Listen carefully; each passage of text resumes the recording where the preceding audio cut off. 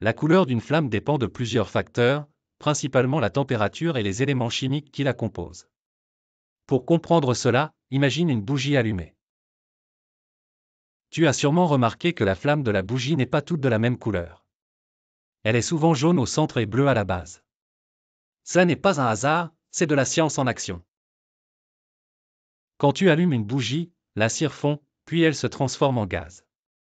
Ce gaz brûle, créant une réaction chimique entre le carbone et l'oxygène de l'air, ce qui produit de la chaleur et de la lumière.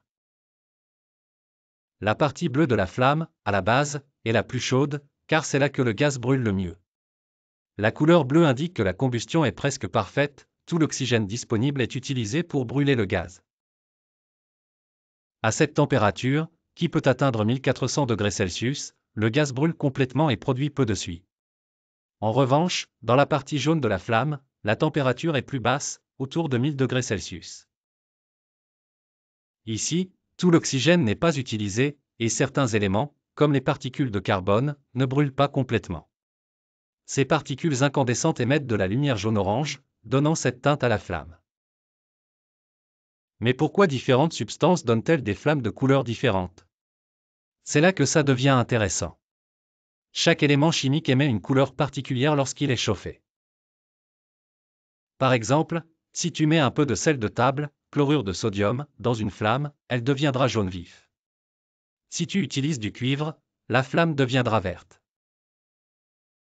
Ce phénomène est dû aux électrons qui se trouvent dans chaque atome. Lorsqu'un atome est chauffé, les électrons absorbent de l'énergie et passent à un niveau d'énergie plus élevé. Quand ils redescendent à leur niveau d'origine, ils libèrent cette énergie sous forme de lumière. La couleur de la lumière dépend de l'élément chimique et de la quantité d'énergie libérée.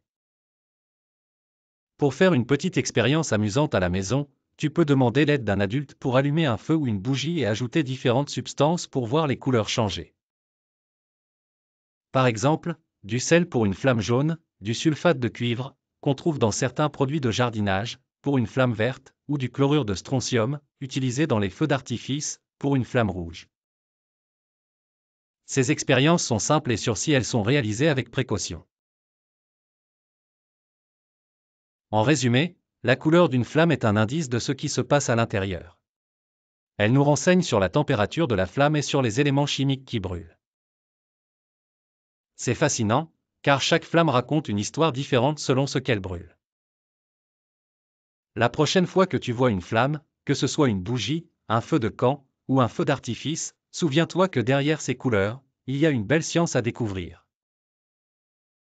Cela montre à quel point la science est présente dans notre quotidien, et comment elle peut rendre le monde autour de nous plus compréhensible et magique.